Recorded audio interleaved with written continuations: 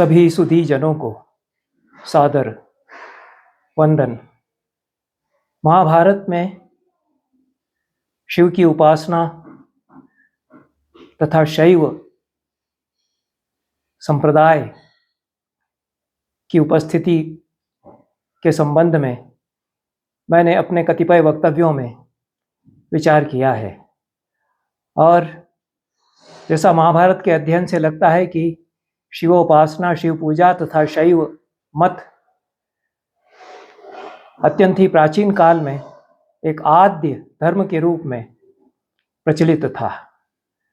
और वैष्णव संप्रदाय, वैष्णव परंपराएं, कृष्ण की पूजा, कृष्णोपासना तथा राम की पूजा, राम की उपासना, ये महाभारत के अध्ययन से ऐसा प्रमाणित होता है कि ये परवर्ती परंपराएं हैं।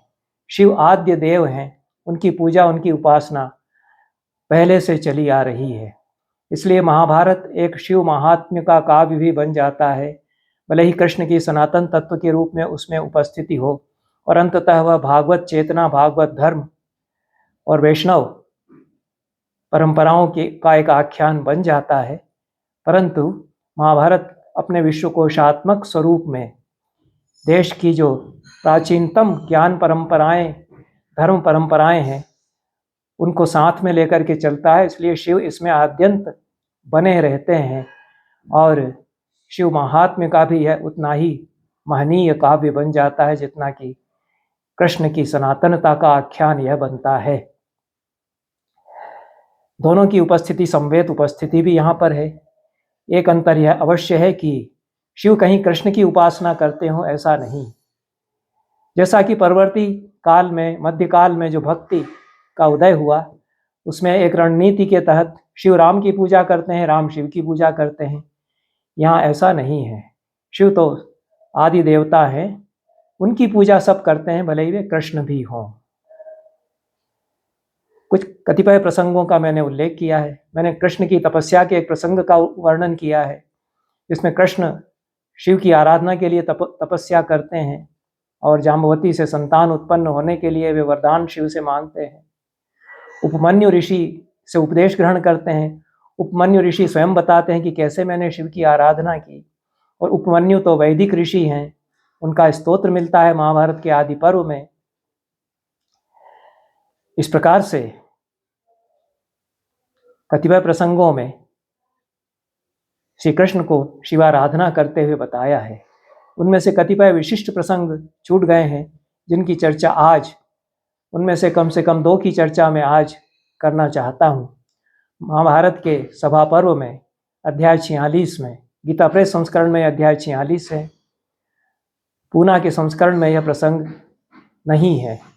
इस अध्याय में, सभा पर्व के 46वें अध्याय में व्यास आते हैं और युधिष्ठिर को आने वाले अनिष्ट की चेतावनी देते हैं। सभा पर्व में युधिष्ठिर राजसूय यज्ञ कर चुके, सानंद संपन्न हुआ। थोड़ा सा विघ्न जो आया, शिशुपाल ने आपत्तियां की। कृष्ण पूजा सबसे पहले जो की गई, कृष्ण को जो प्रथम अतिथि के रूप में सम्मान दिया गया, उस पर शिशुपाल ने आपत्ति की, विग्रह हो गया। अंततः बहुत सारे अपशब्द वह कह चुका था, 100 गालियां उसने जब दे दी तो कृष्ण ने उसका सुदर्शन चक्र से मस्तक काट दिया। यह बहुत ही महत्वपूर्ण प्रसंग है, और उसमें इस प्रकार से प्राचीन काल में अपशब्द या गालियां दी जाती थीं। गालियों की जो बौछार शिशुपाल करता है, उस पर अन्यत्र मैंने विचार किया है। पर राजसूय यज्ञ तो थोड़ा बहुत यह जो बीच में विक्षेप हुआ, उसके बाद अच्छी तरह से संपन्न हुआ और सभी अतिथि विदा हुए। लेकिन युधिष्ठिर बहुत संवेदनशील हैं, उन्हें कुछ चिंताएं सताती हैं कि हमने राजसूय यज्ञ कर लिया, अपनी सत्ता स्थापित कर ली, अपनी महिमा का मंडन भी हमने करवा लिया, पर कहीं कुछ आगे अनिष्ट हो सकता है। ये अपने संवेदनशील मन के कारण वे समझते हैं। ठीक इसी समय व्यास आ जाते हैं और वे बताते हैं कि आशंकाएं तुम्हारी ठीक हैं, अनिष्ट तो आगे चलकर होगा। फिर वे काल तत्व के रूप में शिव का वर्णन करते हैं कि हम इसको रोक नहीं सकते, यह तो काल चक्र घूम रहा है और इसमें यह विग्रह आगे चल कर के होगा। व्यास बार बार महाभारत में संपूर्ण जो काल चक्र चल रहा है उसका आख्यान प्रस्तुत करने के लिए आते हैं। आदि पर्व में ही जब कौरव पांडव राजकुमार बहुत छोटे छोटे हैं, वे आकर के सत्यवती अपनी माँ को चेताते हैं कि घोर समय आने वाला है, तुम यहाँ से चली चलो और वन में जाकर शांतिपूर्वक रहो। जबकि ये तो नन्हे नन्हे बालक हैं कौरव पांडव राजकुमार, और सभी अच्छी तरह से रह रहे हैं। धृतराष्ट्र भी उन पर अपने पुत्रों की तरह स्नेह करते हैं पांडवों पर व्यास जानते हैं कि आगे लड़ाई झगड़े होंगे। राजसूय यज्ञ कर लिया, युधिष्ठिर ने अपनी सत्ता स्थापित कर ली, सारे विश्व में उनकी महिमा गाई जाने लगी, ऐसा महाभारत बताता है। क्योंकि भारत के बाहर के अनेक देशों से राजा आए उपहार ले करके, उनका वर्णन किया गया है, सारा विश्व का भूगोल यहाँ बताया गया है। तो युधिष्ठिर को प्रसन्न होना चाहिए था, जैसा सब प्रसन्न है, पर व्यास बताते हैं कि हाँ, आगे चल करके घोर समय आ सकता है। युधिष्ठिर अपने भाइयों के साथ बैठे हुए थे, व्यास उसी समय आए। युधिष्ठिर ने उठकर उनका सत्कार किया, यह प्रसंग है, और अर्घ्य दिया, पाद्य दिया, पूजा की। व्यास उनके पितामह हैं, उनको भी यहाँ पितामह कहा गया है। कांचन आसन पर उनको बिठाया। व्यास ने जब वे खड़े थे हाथ जोड़कर सामने, उनसे कहा कि बैठो। सारे भाई बैठ गए। युधिष्ठिर जब बैठ गए, उवाच भगवान व्यासस् तत्तद्वाक्य विशारदः, कैसे कब क्या बोलना चाहिए, इसमें जो विशारद थे इसकी कला में, वाक्य की कला में, ऐसे भगवान व्यास ने कहा, दिष्ट्या वर्धसी कौन्तेय साम्राज्यम प्राप्य दुर्लभम। हे कौन्तेय, तुम्हें बधाई हो। यहाँ वर्धसी, वर्ध धातु का प्रयोग परस्मयी पद में किया है। इससे लगता है कि बहुत प्राचीन अंश है महाभारत का, भले ही पूना के संस्करण में इस अध्याय को छोड़ा हो, पर यह आर्ष संस्कृत तो इसमें आ गई है, ऋषि की संस्कृत। तो है कौन्तेय, तुम बधाई के पात्र हो, ऐसा कहते हैं। और तुमने कुरुकुल की गरिमा बढ़ा दी है, वर्जिता कुर्वः सर्वे, ऐसा कहते हैं। युधिष्ठिर उनसे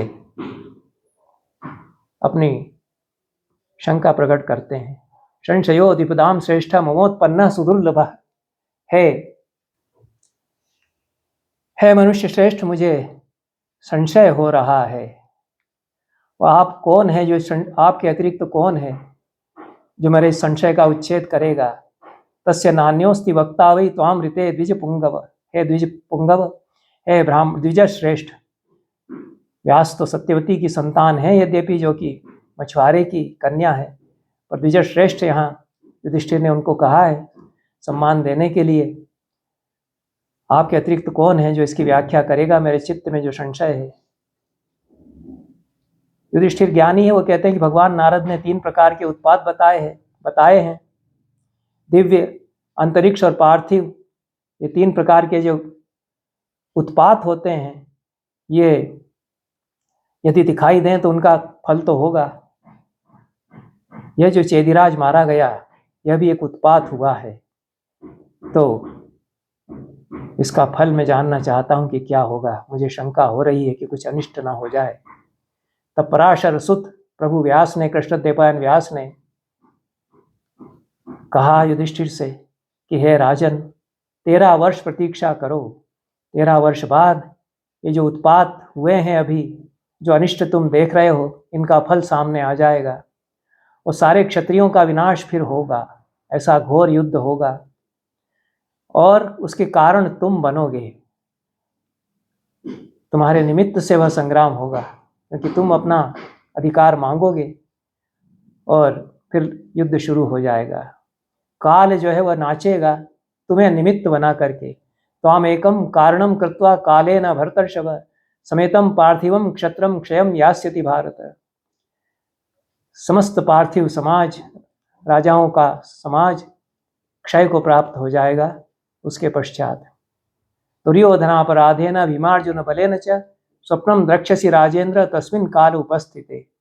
व्यास कहते हैं कि तुम्हारा मन चूंकि बड़ा संवेदनशील है, तो तुम्हें आशंकाएं उसके ठीक पहले फिर से होने लगेंगी कि घोर काल आ रहा है, उस समय तुम स्वप्न देखोगे जो होनी है उसका, और फिर मैं आकर के तुम्हें फिर बताऊंगा कि अभी आने वाला है। शिव का स्मरण करते हुए बताते हैं कि वे कालस स्वरूप जो शिव हैं, जो अपने तांडव में विश्व को नचा रहे हैं और विश्वमय भी वे हैं, उनके संबंध में बताता हूं कि जब तुम अपने भीतर की आशंकाओं को प्रतिफलित होते हुए सपने में देखोगे, उस समय तुम्हें आभास होगा स्वप्न में, तो उस स्वप्न में तुम शिव को देखोगे। यांतम द्रक्ष्यसि राजेंद्र क्षपान्ते त्वं वृषभध्वजम, तुम सपना देखोगे, उस स्वप्न के अंत में रात के बीतते बीतते तुम वृषभध्वज, नीलकंठम भवम स्थाणुम कपालिम त्रिपुरांतकम, ये सारे शिव की स्तुति करते हुए उनके विशेषण भी यहाँ व्यास के मुंह से कहलवा दिए गए हैं। नीलकंठ हैं, भव हैं, स्थाणु हैं, कपाली हैं, त्रिपुरांतक जो हैं, ऐसे वृषभध्वज शिव को तुम देखोगे। और भी विशेषण है, उग्रम रुद्रम पशुपतिम महादेव उमापतिम, इससे पूरा जो शिव पूजा का संप्रदाय है, क्योंकि ये विशेषण शिव पूजा के संप्रदाय से संबंधित हैं, उग्र है, पशुपति है, रुद्र है, हरम शर्वम वृषम शूलम पिनाकिम कृत्तिवाससम, ये शिव का भव्य वर्णन सारे उनके पर्यायों और उनकी नामावली के द्वारा किया गया है। ऐसे उस स्वप्न में तुम ऐसे ऐसे शिव को देखोगे जो नीलकंठ हैं, भव हैं, स्थाणु हैं, कपाली हैं, त्रिपुरांतक हैं, कपर धारण करते हैं, स्थिर रहते हैं, संसार के कारण हैं, उग्र हैं, रुद्र हैं, पशुपति हैं, महादेव भी हैं, उमापति भी हैं, हर हैं और वृष हैं, यह भी उनका पर्याय है। वृष उनका वाहन भी है और पिनाकधारी हैं, शूलधारी हैं, कृत्तिवासा है, कृत्तिवासा वे हैं, गजचर्म धारण करते हैं। कैलास कूट प्रतिमे वृषभे अवस्थितम शिवम, कैलास का जो शिखर है श्वेत बर्फ से, हिम से मंडित, उसके समान श्वेत या शुभ्र वृषभ पर विराजमान शिव को तुम देखोगे। निरीक्षमाणम सततम पितृराजा श्रिताम दिशम, जिधर पितर गए हैं उस दिशा की ओर वे ताक रहे होंगे, उत्तर दिशा की ओर। एवं ईदृशकम स्वप्नम द्रक्ष्यसि त्वाम विषाम पते, हे राजन, ऐसा स्वप्न तुम उस समय देखोगे। माँ तत्कृत्य अनुध्याही कालो ही दुरतिक्रम, वो जो काल के रूप में शिव का तुम्हें दर्शन उस स्वप्न में होगा, वह अनतिक्रमणीय काल है, वह सबको नचा रहा है और उसका उल्लंघन, उसका अतिक्रमण कोई नहीं कर सकता है। इसलिए चिंता भी करके क्या होगा, इसलिए अब उसके संबंध में परवाह मत करो। माँ तत्कृत्य अनुध्याही ऐसा कहते हैं। ऐसा कहकर के व्यास कैलाश पर्वत अपने बदरिकाश्रम की ओर चल देते हैं। कृष्णद्वैपायन व्यास अपने शिष्यों और अनुयायियों के साथ। इतना यह प्रसंग है, यह व्यास के मुख से शिव का स्मरण और शिव का स्तवन भी यहाँ कराया गया है और समय को शिव नियंत्रित कर रहे हैं, यह कहा गया है। समय का चक्र, काल चक्र जो है उसके नियंता वे हैं। एक तो यह प्रसंग है सभा पर्व का, अध्याय 46 का, जो कि गीता पर्व, गीता प्रेस गोरखपुर और कुंभकोणम के संस्करणों में तो मिलता है, लेकिन पूना से प्रकाशित समीक्षित पाठ संस्करण में यह नहीं मिलता है। दूसरा प्रसंग जो द्रोण पर्व में आता है वह सभी संस्करणों में मिलता है, कुंभकोणम संस्करण में भी है। अध्यायों की संख्या में बहुत अंतर है। गीता प्रेस गोरखपुर में अध्याय 79 और 80 हैं और पूना के संस्करण में अध्याय 57-58 हैं। उनमें यह प्रसंग आता है। यह बड़ा ही दारुण प्रसंग यह भी है। 7 महारथियों ने मिलकर अत्यंत निर्दयता पूर्वक, क्रूरता पूर्वक मनुष्य के अधःपतन को प्रदर्शित करते हुए बालक अभिमन्यु को मार डाला घेर करके। अकेला वीर अंतिम क्षण तक निहत्था लड़ता रहा। उसको बूचर जिसको कहते हैं, हत्यारों की तरह उसका कत्ल किया है सबने मिल करके। ये दुर्दांत घटना महाभारत में हुई है। मनुष्य के चरित्र का इतना अधःपतन।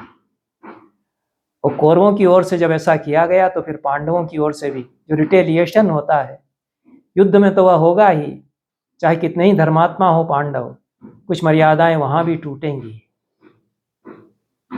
इस पर आगे चर्चा करेंगे कि जो काल चक्र है वह तो फिर सबको देख लेता है।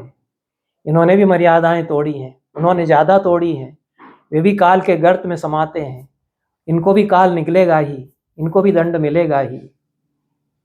यह प्रसंग आता है कि द्रोण पर्व में अभिमन्यु को मार डाला गया। द्रोण इतने बड़े धर्माचार्य भी हैं, इतने बड़े ज्ञानी भी हैं, वे भी थे मौजूद, वे तो सेनापति थे, उनका सारा दायित्व था ही जिस तरह से अभिमन्यु का वध हुआ है। और द्रोणाचार्य ने ही तो यह किया था कि अर्जुन को उलझा दिया, संक्षप्तकों की सेना में ऐसा उलझा दिया कि वो आ ही नहीं सकता था इधर। संक्षप्तकों ने उसको घेर लिया, जब तक उनका संहार करके न निकल पाए तब तक इधर आ नहीं सकता जहां चक्रव्यूह है। द्रोणाचार्य ने ऐसा खेल कर दिया। और दुर्योधन को उन्होंने वचन दे दिया था कि किसी बड़े महावीर का अंत में कल करवा दूंगा, करवा दिया उन्होंने, बच्चे का अंत करवा दिया। अभिमन्यु का महावीर तो वह था, अर्जुन के पश्चात सबसे बड़ा वीर उसने अपने आप को साबित भी कर दिया। पर उसको जिस तरह से मारा है वैसा तो संसार में किसी न किसी को इस तरह से नहीं मारा होगा। तो ये या उस तरह के उदाहरण कम मिलेंगे।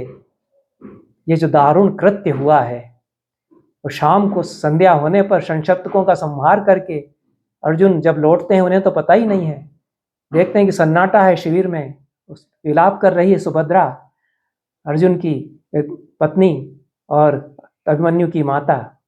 तब उनको पता चलता है क्या वेदना अर्जुन को होती है। सबसे प्यारा बेटा उनका वो चला गया युद्ध में। आवेश में आकर प्रतिज्ञा कर लेते हैं कि मैं कल सूर्य के अस्त होने के पहले पहले जयद्रथ का वध कर दूंगा, जो इसमें कारण बना है, जिसने रोका मेरे 4 भाइयों को चक्रव्यूह में प्रवेश करके। वहां भी शिव ही कारण है। शिव की उपासना करके जयद्रथ ने वरदान प्राप्त किया। शिव कितना दूर तक देखते हैं। उसने वरदान तो मांगा कि 5 पांडवों के लिए मैं अजेय रहूं और 5 पांडवों को मैं हरा सकूं। खास तो उसके मन में खुन्नस थी कि अर्जुन और भीमसेन। शिव ने हंसते हुए कहा कि अर्जुन को नहीं हरा सकोगे, मैं ऐसा वर दे ही नहीं सकता हूं। 4 पांडवों को एक बार तुम हरा दोगे, वो भी एक बार। वो अवसर आ गया कि 4 पांडवों को रोक लिया जयद्रथ ने। यह भी तो शिव की ही लीला थी, ये काल था, क्योंकि पांडवों को भी तो इसी काल के महानृत्य में एक उपकरण बनना था। तो ये यहां पर भी कृष्ण अर्जुन से शिव पूजन कराते हैं। अर्जुन बहुत चिंतित होकर के आवेश में प्रतिज्ञा कर लेते हैं और कृष्ण कहते हैं कि यह तुमने क्या किया। द्रोण उसी तरह से सारी शक्ति लगा देंगे तुमको जयद्रथ तक पहुंचने से रोकने के लिए, जैसे कि उन्होंने आज के दिन अभिमन्यु को बचाने के लिए तुमको रोक लिया है पहुंचने से, तुम न पहुंच सको और तुम्हें उलझा दिया है संक्षप्तकों की सेना में। उस तरह से कल प्रतिज्ञा पूर्ति कैसे होगी ये तुमने नहीं सोचा, वो प्रतिज्ञा तुम कर लेते हो। इस प्रकार की पहले भी ऐसे प्रसंग आ चुके हैं, बाद में भी आए हैं। अर्जुन प्रतिज्ञा कर लेते हैं तो श्री कृष्ण को चिंता रहती है कि कैसे प्रतिज्ञा पूरी होगी। तो यह अर्जुन भी चिंतित हैं। किसी को नींद नहीं आई रात भर, पांडवों के शिविर में कोई नहीं सोया, ऐसा वहां उल्लेख मिलता है। कोई पांडव सोए नहीं, अर्जुन भी जाग रहे थे। लेकिन रात के बीतते बीतते कुछ पलकें झपकी तो उन्होंने सपना देखा।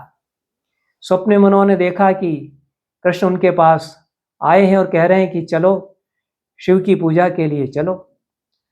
और श्री कृष्ण अर्जुन को कैलाश पर्वत पर ले जाते हैं। यहाँ पूना के संस्करण में अध्याय 57-58 में, गीता प्रेस संस्करण में अध्याय 80वें में सुंदर वर्णन है कैलाश पर्वत का। और यह 73वां अध्याय है कुंभकोणम संस्करण में। तीनों ही संस्करणों में अध्याय संख्या के भेद के साथ यह प्रसंग आता है, लेकिन वर्णन तो वही है। और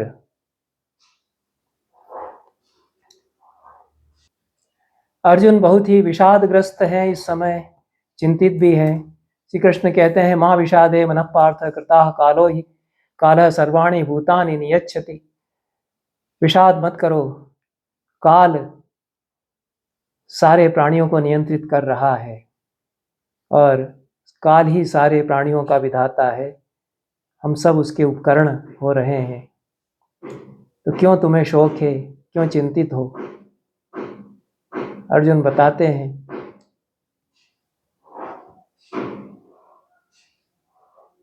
प्रतिज्ञा महती जयद्रथ वधे कृता, मैंने जयद्रथ के वध की बड़ी प्रतिज्ञा कर ली।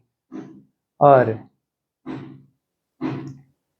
कैसे मैं प्रतिज्ञा का निर्वाह करूंगा। धृतराष्ट्र पक्ष के सारे महावीर सिंधुराज को मुझसे बचाने के लिए प्रयास करेंगे, उसकी रक्षा भी करेंगे। कैसे मैं दुरात्मा सेंधव या सिंधुराज जयद्रथ तक पहुंच पाऊंगा, यह चिंता मुझे है। सपने में अर्जुन बात कर रहे हैं कृष्ण से, कैसे मेरी प्रतिज्ञा की पूर्ति होगी।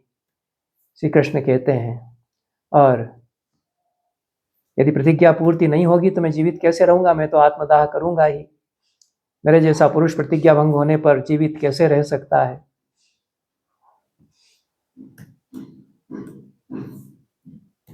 कृष्ण कहते हैं कि प्रतिज्ञा तुमने कर ली, सूर्य भी जल्दी अस्त होते हैं, दक्षिणायन का यह समय है, उत्तरायण तो आया नहीं है और तुमने प्रतिज्ञा कर ली है सूर्यास्त के पहले।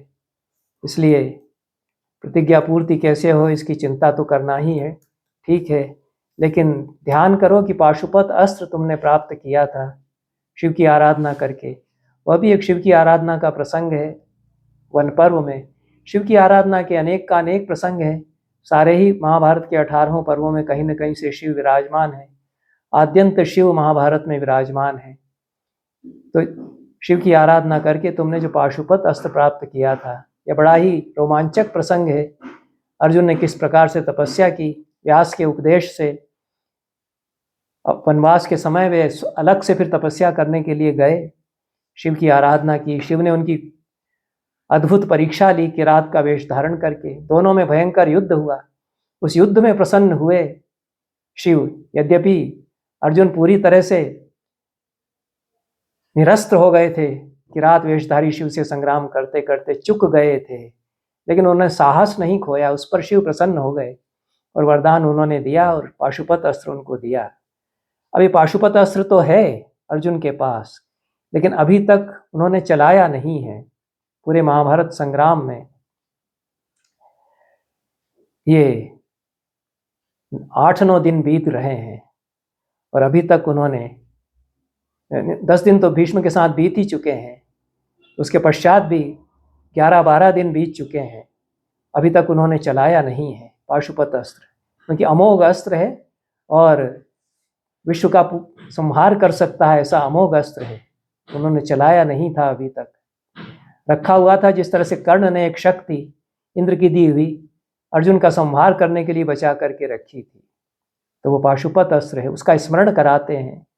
तो अर्जुन है, हनुमान है, इनको कई बार स्मरण कराने की आवश्यकता पड़ती है कि तुम्हारे पास कैसी अद्भुत अमोघ शक्ति है, उसका ध्यान करो, शक्ति का संचय करो, शक्ति का ध्यान करो। जैसा निराला राम की शक्ति पूजा में राम को शक्ति का पूजन राम के द्वारा कराते हैं, तो शक्ति का संचय करो, शक्ति का आराधन करो, क्योंकि अन्याय जिधर है उधर शक्ति है। ऐसा इस समय हो रहा है, ये हर काल में ऐसा होता है कि जो सत्ता हथिया लेते हैं अन्यायी लोग और वे ताकतवर हो जाते हैं। उसके लिए फिर से जो न्याय के लिए लड़ने वाले लोग हैं वे शक्ति का संचय करें। शक्ति का संचय करने के लिए स्मृतियों को टटोलें कि हमारे पास क्या है, जिसके बूते पर, जिसकी पूंजी पर हम युद्ध कर सकते हैं। तो पाशुपत अस्त्र का स्मरण कराते हैं। जिन शिव ने तुम्हें वह अस्त्र प्रदान किया था उनका आराधन फिर से करो, ताकि वह अस्त्र तुम्हारा समय पर काम आ सके। यदि वह अस्त्र आज तुम्हें विदित हो, उसका प्रयोग तुम्हें स्मरण है, तो तुम कल जयद्रथ को मार दोगे, ऐसा कृष्ण कहते हैं। और यदि तुम्हें भूल गया है कि कैसे उन्होंने मंत्र दिया था मुझे उसको चलाने का, तो फिर से वृषभध्वज महादेव का ध्यान करते हुए चुपचाप बैठ जाओ और उस महान अस्त्र को अपने भीतर फिर से आविष्कृत करो, उनकी शरण लो। ऐसा कृष्ण समझाते हैं अर्जुन को, और उसी सपने में, यह सब स्वप्न में संवाद हो रहा है। स्वप्न के भीतर फिर एक स्वप्न अर्जुन देखते हैं। एक स्वप्न में तो वो देखते हैं कि श्री कृष्ण उनके पास आए हैं, बातचीत कर रहे हैं। उसी में फिर उस स्वप्न में वे ध्यान करते हैं।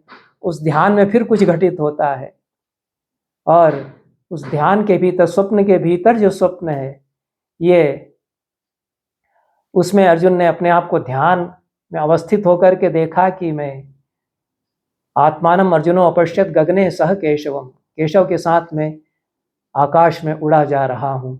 ऐसा उन्होंने उस स्वप्न में देखा। एक स्वप्न तो यथार्थ के धरातल पर था कि जहाँ वो सोए हुए थे वहीं कृष्ण आ गए, उनसे बातचीत कर रहे हैं। ये तो आधी नींद और आधी चिंता के कारण जो कुछ आभास होता है उसमें था कि मैं यहाँ सोया हूँ, कृष्ण मुझसे बातचीत कर रहे हैं। उसी बातचीत में, कृष्ण की बातचीत में, जब कृष्ण कहते हैं कि महादेव का ध्यान करो और पाशुपत अस्त्र जो उसका मंत्र तुम्हें उन्होंने दिया था उसका स्मरण करो, तब उनको और उसका ध्यान करते हुए एक यह साक्षात्कार जैसा होता है। और पुण्य कैलाश पर्वत पर, पुण्यम हिमवतः पादम मणिमंतम च पर्वतम ज्योतिभिश्च समाकीर्णम सिद्ध चारण सेवितम, पवित्र हिमालय के शिखर पर जो तेजपुंज से व्याप्त है, सिद्धों चारणों से सेवित है, उस पर्वत पर वे पहुंच जाते हैं। वायुवेग से, वायुवेग गति पार्थ खम भेजे सह केशव, हवा के वेग से वे उड़े जा रहे थे, ऊपर कैलाश पर्वत पर पहुंच गए। और अर्जुन का हाथ पकड़े हुए थे शिव, यह भी कृष्ण, यह भी इसमें कहा गया है। केशवेन ग्रहीतः स दक्षिणे विभुना भुजे, दाहिना हाथ पकड़ करके कृष्ण उसको आगे ले जा रहे थे। इस तरह से वे उत्तर दिशा की ओर आगे बढ़ते हुए श्वेत पर्वत को उन्होंने देखा। दोनों ने अद्भुत पदार्थ उन्होंने वहां पर देखे। कुबेर का विहार देखा, नलिनी देखी पद्मों से भूषित, और गंगा नदी देखी, खूब पानी से लबालब भरी हुई थी। कमलों का वन कुबेर का देखा वहाँ पर। ये सारे वर्णन आते हैं तरह तरह के, नाना मृग समाकुला व पद्मिनी थी कुबेर के उद्यान में। यह सब एक विहंगम दृष्टिपात इस सब पर करते हुए किन्नर मधुर गीत गा रहे हैं। यहाँ किन्नरों का उल्लेख आया है। जहाँ जहाँ हिमालय का, कैलाश का वर्णन है महाभारत में, वहाँ किन्नरों का वर्णन आया है। किसी ने शंका की थी कि किन्नर महाभारत में उल्लिखित हैं या नहीं है, तो अनेक प्रसंगों में मुझे ऐसा लगता है कि किन्नरों के गीतों का वर्णन है, और किन्नर भ्रमण कर रहे हैं हिमालय पर, यह यहाँ कहा गया है।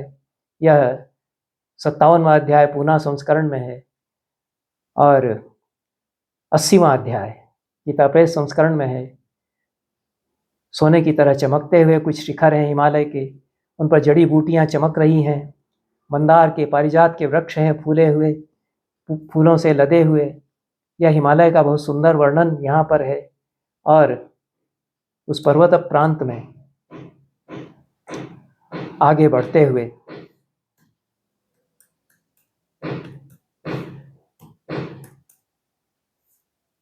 शरियाती वन को देखते हैं, शैलेंद्र को देखते हैं, महामंदर को देखते हैं, और किन्नरों से शोभित है। यह भी यहाँ पर्वत, यह पर्वत भी किन्नरों से शोभित है, दोबारा यहाँ पर कहा गया है।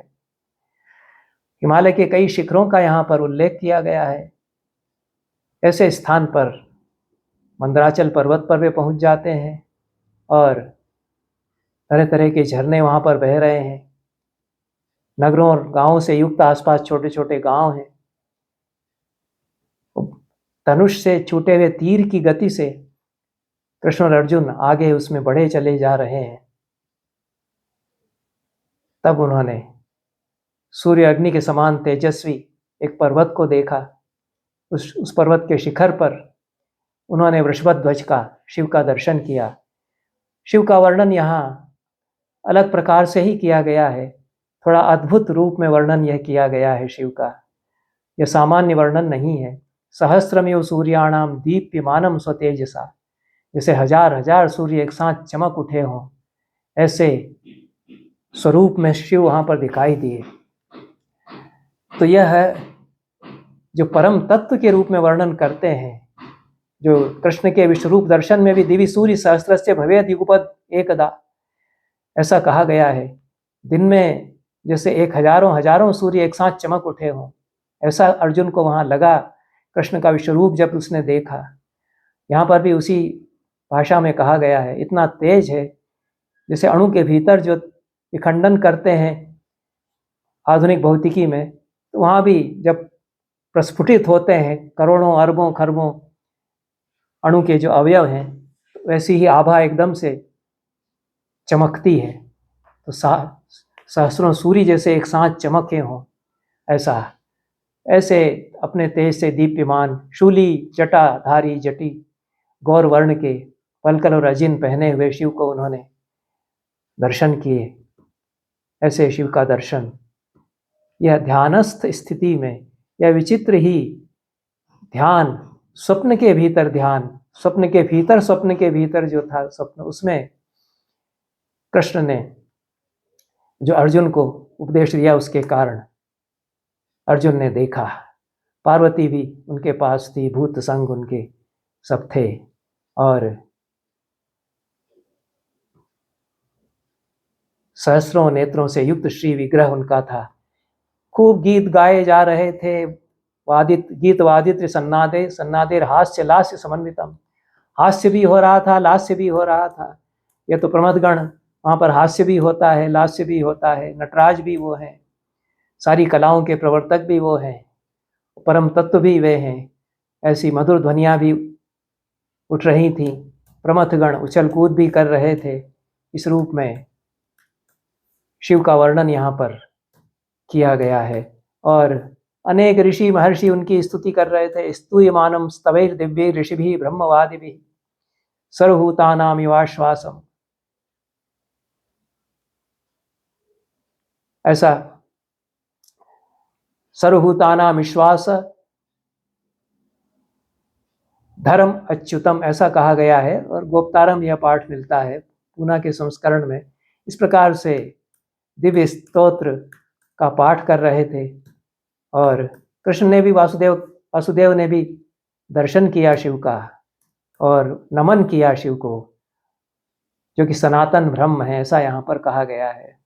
पार्थ के साथ वासुदेव ने शिर से परम सत्व सनातन तत्व के रूप में उन शिव का वंदन किया। ये 43वें श्लोक में गीता प्रेस गोरखपुर के संस्करण में जो 80वां अध्याय है, उसमें कहा गया है द्रोण पर्व में। और पृथ्वी पर माथा टेक करके प्रणाम किया, ऐसा कहा गया है।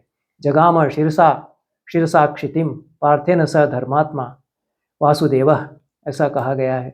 फिर शिव की स्तुति की, दोनों ने मिलकर के शिव की स्तुति की। शिव की अनेक स्तुतियां महाभारत में हैं, शिव के कई स्तोत्र महाभारत में हैं, एक स्तोत्र नहीं है। उनमें से एक स्तोत्र यह भी है यहाँ, जो कि अर्जुन और श्री कृष्ण दोनों मिलकर के करते हैं।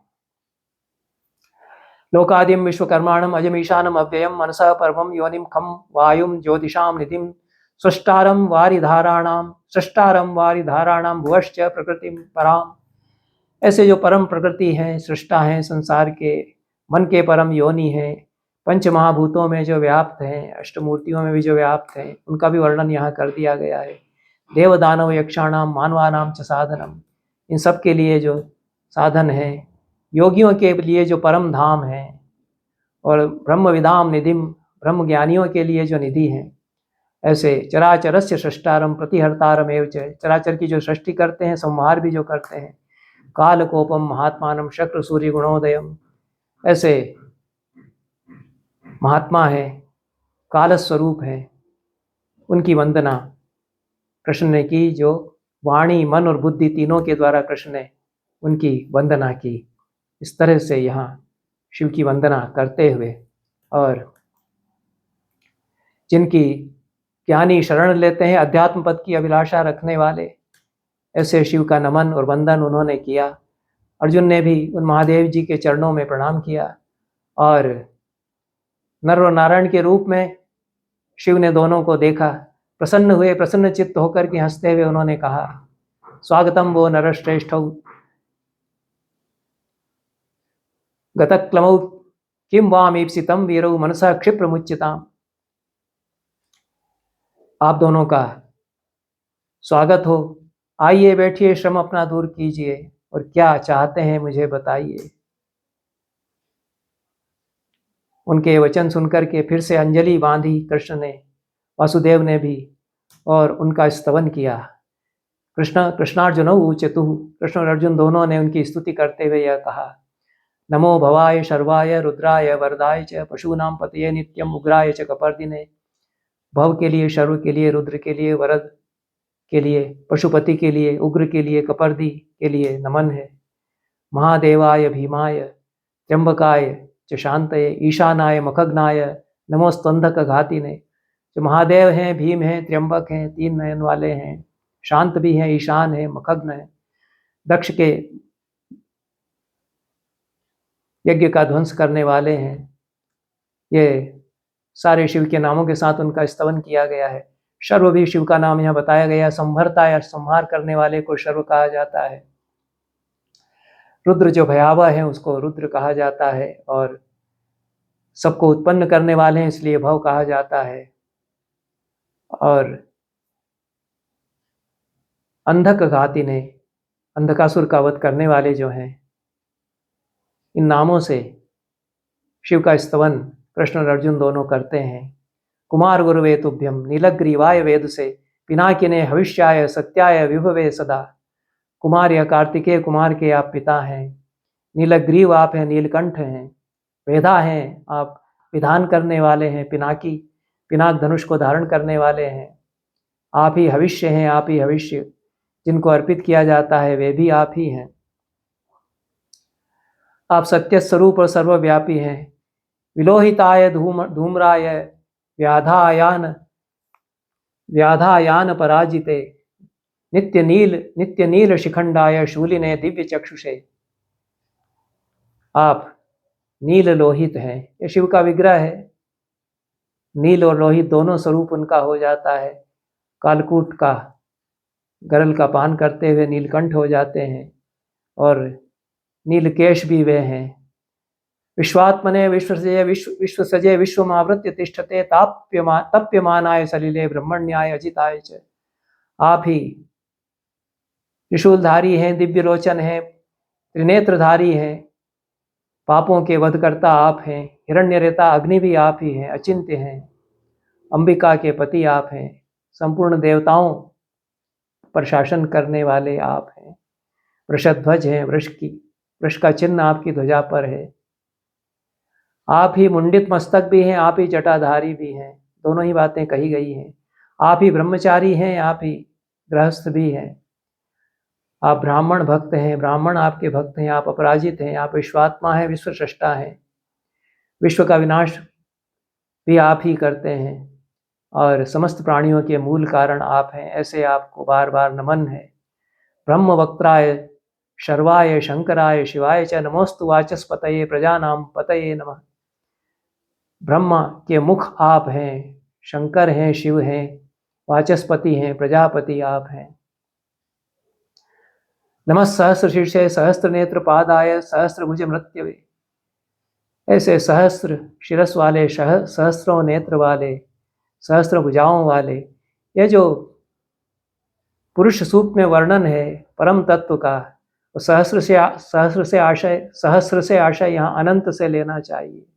विश्वात्मक स्वरूप है, समस्त विश्व में व्याप्त वे हैं, इसलिए सहस्रों या अनंत मस्तकों वाले, अनंत नेत्रों वाले, अनंत भुजाओं वाले ऐसा कहा जाता है।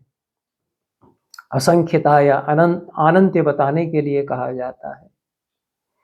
इस प्रकार से स्तुति करते हैं महादेव की। वासुदेव और अर्जुन और कृष्ण प्रसन्न हैं, और पुनः पाशुपत अस्त्र की प्राप्ति के लिए, पुनः संधान उसका हो सके, इसके लिए ध्यानस्थ स्थिति में अर्जुन शिव को देखते हैं, उनकी स्तुति कृष्ण के साथ करते हैं। अकेले ध्यान में, सपने में भी ध्यान जो करते हैं उसमें अकेले नहीं जाते, श्री कृष्ण के पास जाते हैं।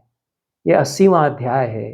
अगले अध्याय में गीता प्रेस गोरखपुर के संस्करण में यह कहा गया है कि शिव प्रसन्न हुए। उन्होंने कहा कि उस सरोवर के पास जाओ, वहाँ से धनुष को निकालो, उसकी डोरी चढ़ाओ, और तुम्हें स्मरण करो पाशुपत अस्त्र का, और जिस कामना से आए हो वह मैं तुम्हारी पूरी करता हूँ। अमृतमय यह सरोवर है, उसमें चले जाओ। और उस सरोवर से में से बाण सहित उत्तम धनुष को लेकर के आओ। अर्जुन उस सरोवर में जाते हैं, वहां से बाण सहित धनुष को निकाल करके लाते हैं और उस सरोवर से धनुष और बाण को निकाल करके लाते हैं और पहुंचते हैं फिर से कृष्ण के सामने, उनके सम्मुख खड़े हो जाते हैं और फिर शिव के आदेश से उस धनुष पर वे डोरी चढ़ाते हैं। इस प्रकार से शिव के द्वारा अर्पित किए गए, हाथों में अर्पित किए गए उस धनुष को लेकर के पाशुपत अस्त्र के पुनः संधान, पाशुपत अस्त्र का पुनः संधान अर्जुन ने किया। यह प्रसंग है और उनकी फिर अंत में नींद टूट गई।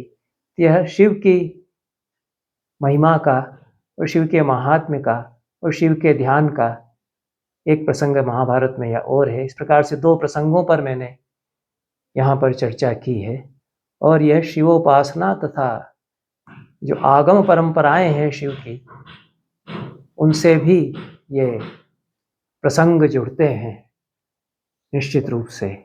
इन शब्दों के साथ आज का यह वक्तव्य समाप्त करते हैं। सभी को धन्यवाद। नमस्कार।